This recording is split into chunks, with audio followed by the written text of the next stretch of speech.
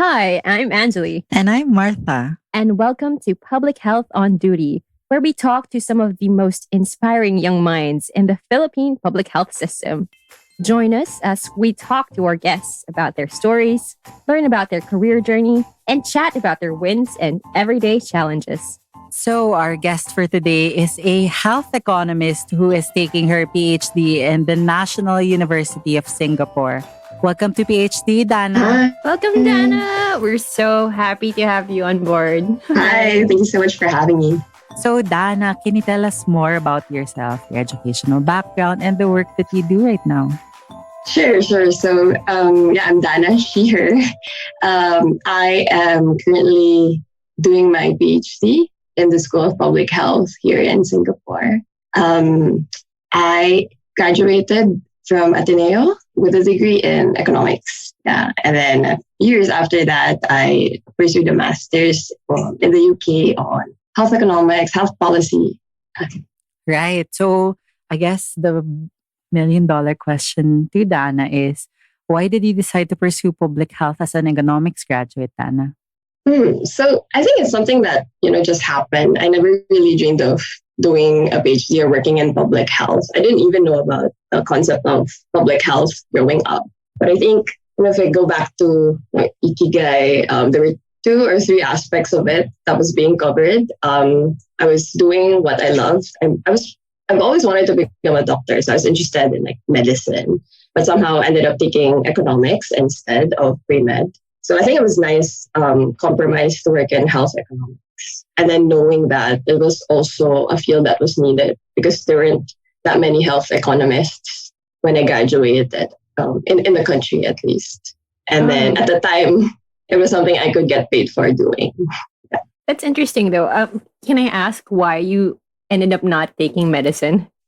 I don't know. I think when I was applying for college in my fourth year of high school, I really liked the economics classes I took back then. But then I realized after college that it wasn't really economics that was tackled in high school. But yeah, so I think it was at that time I kind of shifted to considering law as an option. So I thought it would be a good pre-law. Yeah.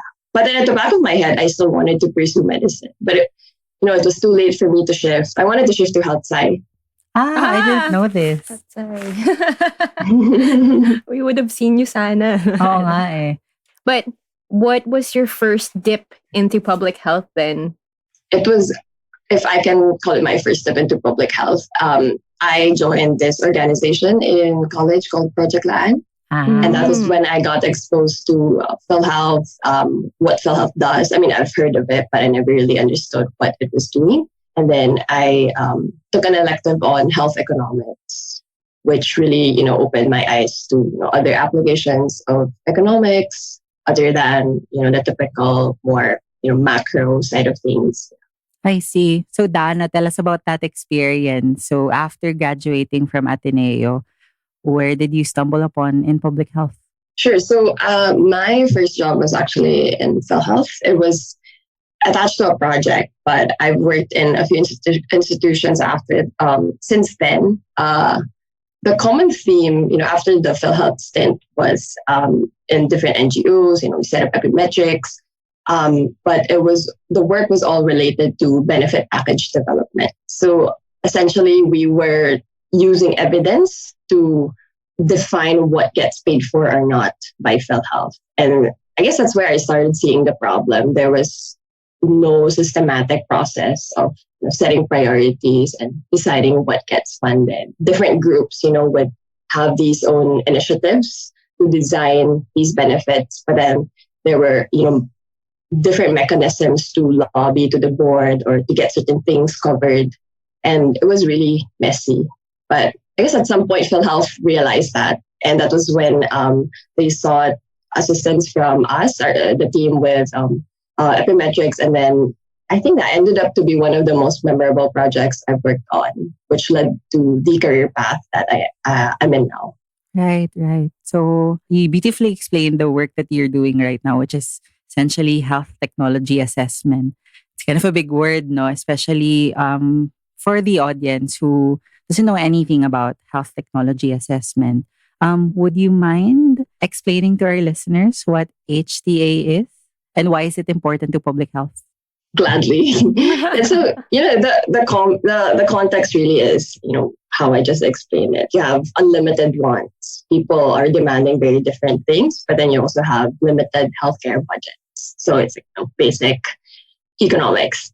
Then the question is, how do you prioritize? So HTA is a tool to do that, or it helps to do that. It's a mechanism that supposedly enables your decision makers to make better decisions in terms of usually reimbursement or coverage.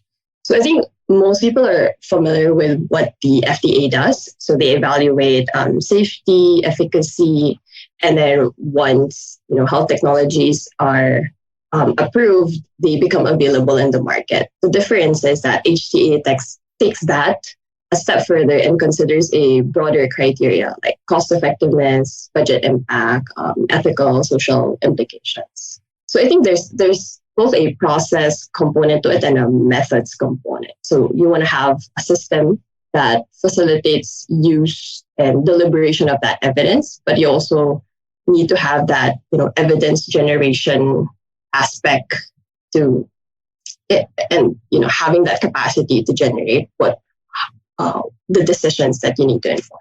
It sounds perfect for an economist, actually, to be wearing that hat, doing HTA. But I think maybe it will help our listeners to put it in perspective if they understand it more in the context of COVID, actually, because I don't think a lot of people realize how big a chunk of the COVID response HTA had. And maybe you can tell us of, I don't know if you had projects or research related to COVID-19 HTA. So actually for COVID-19 HTA, not so much, but I did get to work on a few other COVID-related projects. It was more of looking into the indirect effects of the pandemic restrictions. But I think I was following the developments in the Philippines very closely in terms of how HTA is being applied, because I worked in the DOH so I went overseas to study and I worked in the DOH. And at that time, the process was still very, the process was still in its early stages. So when the pandemic happened, I think the law was just set up, the committees were just set up. And there was really a lot of work that the council and the, I think now division did in terms of COVID and the new technology specifically for COVID. Yeah, I mean, I was handling the HTA division in the office of the secretary, and they were assessing tons of health technologies, the vaccines, the drugs that are coming into the market, those complicated drugs like remdesivir, Paxlovid, these health technologies essentially. And I saw how much, not just the public, but also essentially the whole of government looking at them and asking, can we now buy this? Is this something that we can buy with the amount of money that we have? And at the same time, is it worth the price with essentially the benefit that it promises?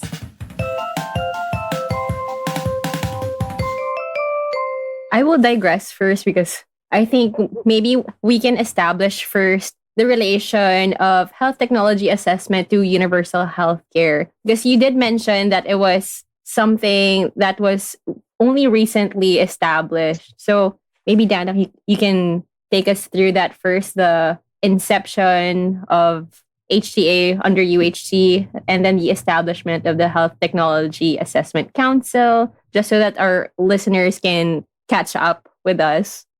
Sure. So I think some aspects of HTA have been present in the system way back, since way back. Like if you ask, people from health, they will say that they had, I think they called it a council as well in the early 2000s. So because, like how I described it, there's many components to HTA. There's more of the process side and then more on the evaluation, evidence generation component.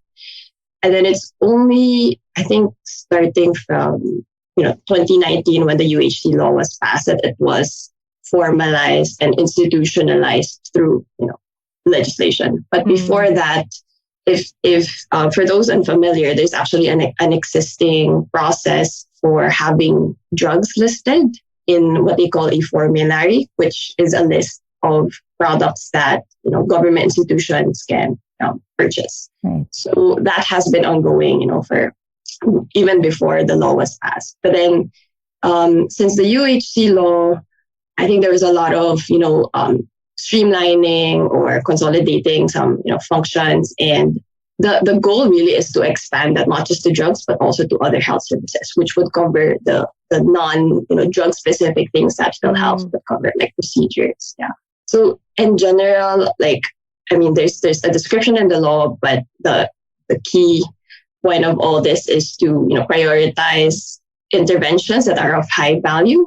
So it's the same for us, right? When we make individual purchase, we really want the most Sulit buy, and that's where HTA comes in. So in that process, obviously, you want to have people who would generate the evidence, and then you would set up experts, multidisciplinary experts to appraise that evidence or assess those, whether you need someone to check and make sure that these actually make sense. And there's a formal process of deliberation, because you want to hear different perspectives as well, because that's the thing. It's supposed to be broader than just looking at safety and efficacy. I see. So Dana, HTA is a scalding hot topic when it comes to vaccines, now that we're talking about COVID-19. When we say HTA is being conducted, what are researchers actually looking into? Or what is the Health Technology Assessment Council actually looking into?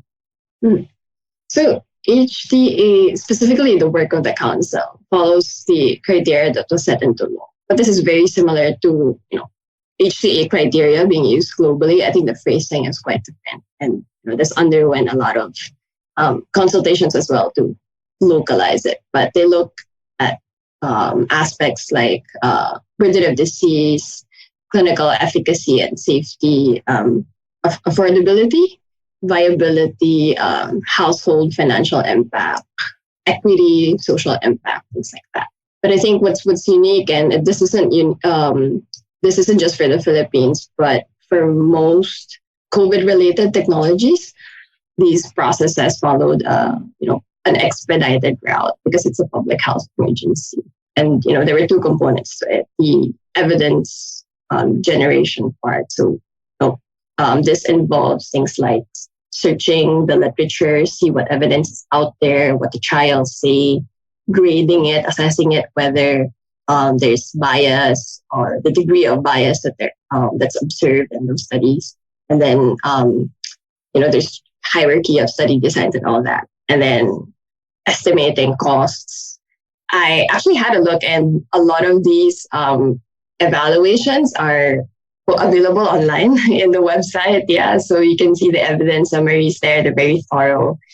So yeah, I think what takes a bit of time really is compiling all that evidence, because there's really a lot of information, especially for COVID. And like I said, this is an issue for the global HTA community, whether the methods typically used in HTA are still appropriate for COVID. Because if you have vaccines, right, and when the vaccines were first approved, it wasn't really a question of is it worth it, because then what was your comparator? Like having nothing, right? So was even the global HTA experts were being challenged with this more on the theoretical conceptual level. Like, do you really need to do a full cost effectiveness analysis on these things? Yeah, so I think that's how a lot of the agencies globally modify their processes a bit to suit what was actually needed at that time. And the priority at the end of all of this is patients being, or everyone, not in this case it's not patients, but in general you want people to access the technologies. Yeah.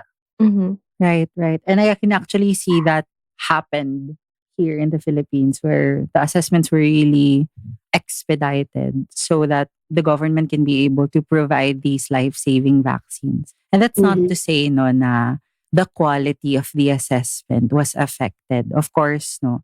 Parang the council really had to ensure that everything was still evidence-based, no. Everything was still or the evidence that they were using is still up to date.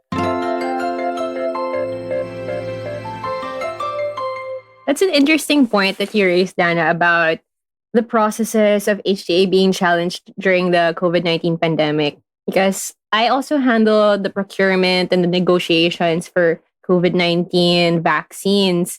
So it kind of became like, I guess, a point of discussion also that you already have your WHO approval for the vaccines. But then it was also a requisite for us by UHC law that we have to have HTA assessment first before we can use any government money to purchase something. So it's an added layer for us, but at the same time, I guess in a pandemic scenario, it became difficult to move quickly if it's another evaluation on top of the WHO evaluation. But I just kind of want to hear from you, maybe, how HTA is important in a pandemic scenario.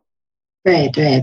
So I think, like also adding to what Martha said, part of the institutionalization of HTA involves, developing guidelines for the process and the methods itself. So the methods ideally have to, adhere to a certain set of standards to make sure that it's consistent and, explicit. So it's, people know what, each the council or the staff in the division are actually doing. And then the other aspect of it is in terms of the process.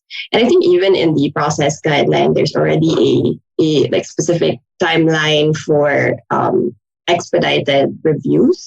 So from my understanding, the expedited one eliminates a lot of the new evidence generation component. Yeah. So if it's a matter of just reviewing and really confirming from recommendations made by overseas bodies like the WHO, I think the role then of your HTA unit is to make sure that those actually apply to the context, because there will always be global recommendations, but these are quite general, and you want to the key purpose also of HTA is to contextualize a lot of these recommendations and make sure they actually fit what's suitable. And Right. What I always say to people also is HTA can be done at different levels of sophistication, really, and it's a matter of adjusting also not just the methods, but also the expectations, and making sure that it's still tailored to answering what your decision or your policy question is. Right. So you can't just just use the same approach for everything if you feel like this wasn't even there's no uncertainty in this aspect of the vaccine. So you wouldn't go and collect more data on something that has been very well established. Right. So in a sense, there really needs to be some sort of an agility in how to conduct HTA, especially in public health emergencies like COVID-19. And I really like what you said about the need to contextualize global evidence. And I actually saw the Health Technology Assessment Division doing that. Because when they were assessing vaccines, they'd always look into if the clinical trials administered this to the Asian population. It would have been better nga if there were Filipino recipients in those clinical trials. So even if it's a global, or even if the clinical trial was done, let's say in the United States or in Europe, it can still actually be applicable in our context. Right. And I guess just to add to that, when it comes to the clinical effectiveness, I think there's less contention about the generalizability of those findings, the clinical findings, to certain contexts or certain populations like Asians versus in other settings. But I think what's usually in HTA what's non-negotiable that really needs to be contextualized is the costs component, and because Right. there would be expected differences in terms of how these programs or interventions are implemented in, say, Philippine context versus a developed country like Singapore. Right. Kasi, I mean, at the end of the day, Singapore will have a much bigger purchasing power than the Philippines, right? So, what they can afford, we do not necessarily, diba? We can't afford it necessarily. And, at the end of the day, the context of the country also matters. Like, how much PhilHealth is covering for these services compared to how other countries are covering for these services. So yun, very important talaga na we contextualize the evidence.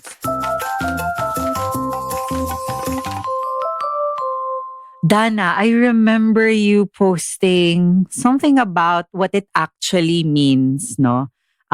When we say vaccines are X% efficacious. Sobrang nagustuhan ko talaga yun eh. Can you explain that? Or can you tell us the audience about that question, and ano ba talaga yung explanation when we say a vaccine is 95% efficacious? Sure. Okay, so I think that was quite a while ago, but there was I think a Facebook survey that some professors at their school ran here in Singapore, and then I figured maybe it's fun to poll my followers on Instagram. There's not that many, but okay, I want to see if they actually understand what it means. So if I remember correctly, the question was asking what does a, say, 95% efficacy of a COVID vaccine mean? And then the options were A, in the trials, 95% of the people who were vaccinated didn't get COVID and 5% did. B, if I get vaccinated, there's still a 5% chance I'll get COVID. C, if I get vaccinated, my chances of getting COVID are 95% less than if I don't get vaccinated. And D, the vaccine works in 95 out of 100 people who got vaccinated. Oh, Anjali, what's your answer? Oh, it's definitely not B and C. I'd say, Oh, really? My for answer me- is B. Oh my no. God. For me, no. I think it's A. Oh, what's the correct answer, Dana? So it's actually C. If I okay. get vaccinated, my chances of getting COVID are 95% less than if I don't get Oh my vaccinated. God, parang iba yung pagka-explain ni Doc Edsel though. Because I remember being in a Senate hearing and then he was explaining it. It's relative to the cohort that's tested. Yes. That's actually true. So that's a correct explanation. But because option A just looks at one arm, right? 95% of the people who were vaccinated didn't get COVID and 5% did. But that's relative to your control cohort. Yeah. So the end result would be a ratio between the outcomes of your intervention and your control. Yes. So the interpretation is always relative to what your comparator was. So it's always a percentage of risk reduction or... Okay. So it was only parang one part pa nga lang yung out of this cohort, ito lang yung nagka-COVID. That's just one part of it. But then that's not the final interpretation of it yet. But then I guess for the general public, does that matter if one vaccine is 95% efficacious and then the other one is 97% efficacious? So I guess, I understand also that these explanations the interpretations of these findings are not as intuitive. But in general, when we're talking about when we're talking about COVID vaccine efficacy, I think in general, there's a certain, threshold where, things like herd immunity can still be achieved. So that 2% difference between 95 and 97% might not matter as much if you have more people getting vaccinated. But then it becomes a different story if you're looking at other interventions. So for example, my work now is more about cancer drugs. So these things can mean, months of survival difference, the percentages. Right. Mm-hmm. I have a vague memory that there is a threshold for efficacy for vaccines, but I can't remember. I think before it was 80%, but then there's a lot of variables you can Yeah. play around with, right, to reach that threshold as well. Right, right. But I guess the main message to the people really when we're talking about COVID-19 vaccines is regardless of the efficacy of the vaccines in reducing your chances of getting COVID, the primary benefit of it is regardless of which vaccines you're gonna get, it's really gonna protect you from dying Severe and cases, yeah. yeah, dying Hospitalization and and death. hospitalizations. Yes. So I think yun naman talaga yung pinaka-important why people should get vaccinated.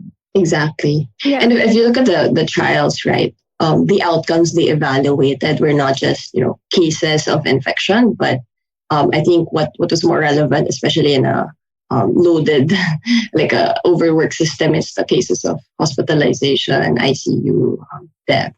So That's interesting. I mean, I'm trying to see this in this perspective of an individual who may not necessarily be familiar with HTA, but I don't know how better to explain it that HTA is important for them in the case of the vaccine. Since the vaccine, like you said, it's more than just efficacy. It's more than just safety. It's also equity also. That the HTA process helped make the vaccine accessible to as many people as possible because we're also trying to consider the cost of it versus purchasing something that has more efficacy but then is more expensive. Right. So I think on an individual level, that's something that's to appreciate about HTA. yeah, definitely. Because I mean, HA is also quite a technocratic process and a method, right? So, I mean, the individual person wouldn't really, understand how to interpret the trial results. But I guess if you have these recommendations and you know that, the government and through these processes are doing their due diligence of evaluating these, I guess it reassures the general public a little bit more that what they're getting is actually safe and more people can get it, more people can access it because the government is using their resources quite efficiently. Right. And I was thinking actually, it shows the public that the taxes that they're paying, the PhilHealth contributions that they're paying, are put in interventions that can actually protect them or treat them if they're having illnesses. Mhm. Actually, sorry, I all of a sudden remembered the debate between investing in testing and then investing in vaccines. I think that was also a debate that needed HTA a lot because I don't think a lot of people realize that for your testing commodities, it's almost like 3 times as expensive as a vaccine. And in a landscape with limited resources, the conundrum of the government is where do you put the money? Right. So HTA helps decide those types of things also. Right.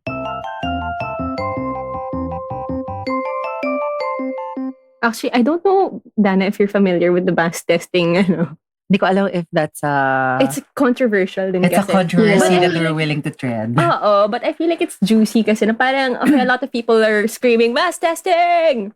But why isn't mass testing actually... Yeah, there oo. are HTA components to it. Like when we explain na it's actually a waste of resources to test everyone without them being exposed or without them exhibiting symptoms. Exactly. Yeah, I agree. So I think this goes for all testing or screening interventions. You really have to weigh the costs and the benefits because what people don't see, Ren, is with testing. I mean, even not for COVID. Like for example, you have these cancer or genetic screening becoming more and more available these days. What else? Yung mga annual physical exams. You do, Right. A battery of tests for people who are actually healthy. And then there's risk that, some more invasive tests have risks as well. And then sometimes you also get, false positive results, and that leads to anxiety on the side of the individuals. So it's the same for COVID testing. The general, public health recommendation is it has to be targeted, it has to be risk based. So if obviously there could be more empirical evidence about these things, but in general, testing strategies also need to be carefully defined in terms of the population who will utilize or benefit the most from it. Right. Right. And what I'm getting is that it's not really black or white, or it's not really just about budgets. Like, do we have the money to give, or do we have the money to spend on testing or not? But it really looks into a lot of factors.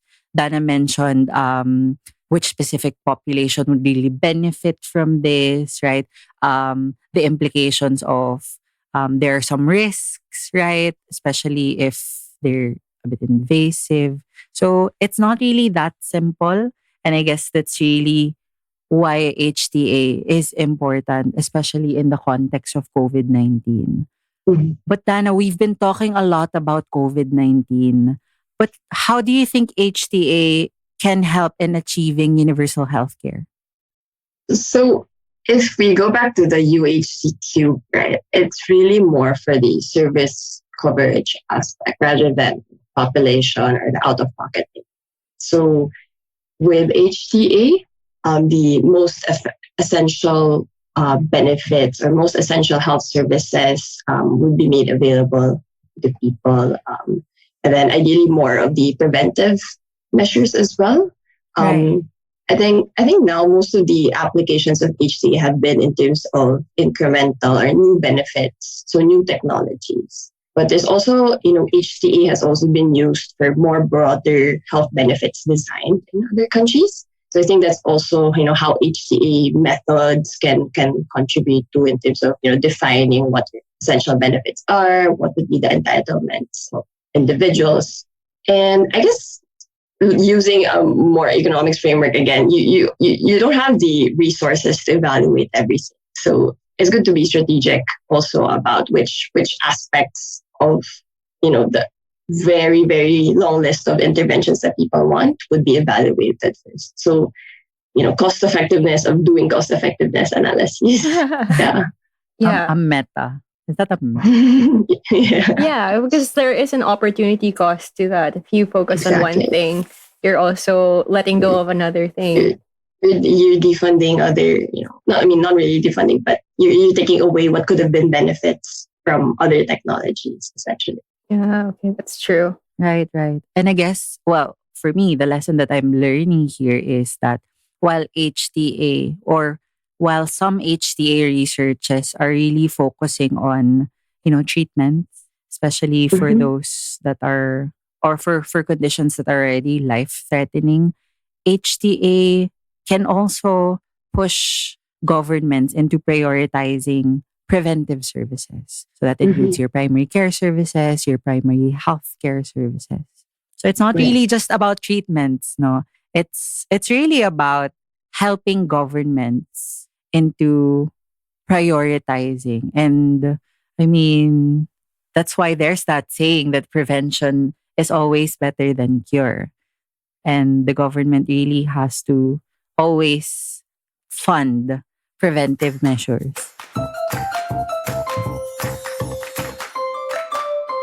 I have a question for Dana. Why do you think more econ graduates should join public health? Yeah, because we don't have enough people.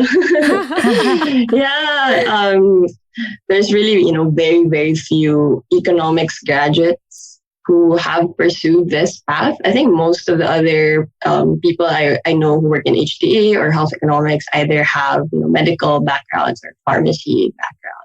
And I guess there's also that hesitation because in undergrad economics, they don't really teach these things. So maybe it's also a field that they're not really aware of or not yet exposed to. Yeah, but certainly this field requires, more fresh blood. And it'll take some time to shift that, very doctor clinician centric view of health into something that involves other disciplines and skills as well. Because I think econ graduates definitely have good analytical skills, which Right. Mm. Okay, I don't want to say something about the medical people, but yes. No, but yeah. really, it's really valuable to the HTA work that the public health system is doing. So we invite every economics student and every economics graduate to join public health. So Dana, I guess as parting words, no, do you have advice for students or young public health professionals, no, who are interested in working in the field? Yes, who want to be good doctors. I think firstly it's good to have humility and acknowledge that you don't know everything and you really need the perspectives and the views of other people. So be very open to working with people with different backgrounds. So if you're an econs graduate or if you're a health sciences graduate, just keep an open mind. And then it's good to try to dip your feet into different things and see what you like. Public health is a very, very broad field and on its own. You can try to immerse yourself in different areas and see which are the interesting ones for you and which skills you can actually contribute. So even for us, I think it took some time, working on different projects and finding out what we really like. But yeah, I think. And then, later on, I would, advise also to upskill if there's opportunity to pursue further studies. I would highly recommend that too. And becoming a doctor. Yeah. Well, thank you so much, Dana. We really enjoyed this conversation. Yes, we had a great time. Super thank you. Thank you. I had fun too, reminiscing. Okay, next up in PhD, it's JQW Book Club time. Our first book recommendation is entitled Evaluating Health Interventions, an introduction to evaluation of health treatments, services, policies, and organizational interventions by Dr. John of Right Feet. This book gives us an overview of different approaches and methods used in health technology assessment. It also weighs the pros and cons of each approach and even spills the tea on their respective limitations and the politics behind evaluations. Yes, and our following book recommendation is Evaluating the Healthcare System, Effectiveness, Efficiency, and Equity by Ade et al. Okay, so I know we're going the textbooky route, but don't be intimidated. This is an easy-to-read guide that lays down concepts, methods to evaluate the health system, and policy strategies for effectiveness or the extent to which the healthcare system improves the health of patients and populations, efficiency or the improvements in relation to the resources required to produce them, and equity, the health disparities and the fairness and effectiveness of procedures for addressing them. Check out the episode description if you want to learn more about these books. Thanks for listening to this episode of Public Health on Duty. You can find us on Spotify, Apple Podcast, Google Podcast, YouTube, and anywhere you get your podcasts. Public Health on Duty is a joint production between Epimetrics Inc. and Big Baby Studios. Dr. John Q. Wong is our executive producer. Editing and hosting by Angeli Magdaraog and Martha De La Paz. Our producers are Abigail Tan and Antoinette Mendoza. Sound engineering and original theme music by PV Nicolas. You can find out more about Epimetrics at www.epimetrics.com.ph or at EpimetricsPH on Facebook and Instagram. This has been Martha. You can find me on Instagram at _callmemartha. And I'm Angeli. I am not on social media, but you can catch Martha and me on the next episode of Public Health on Duty.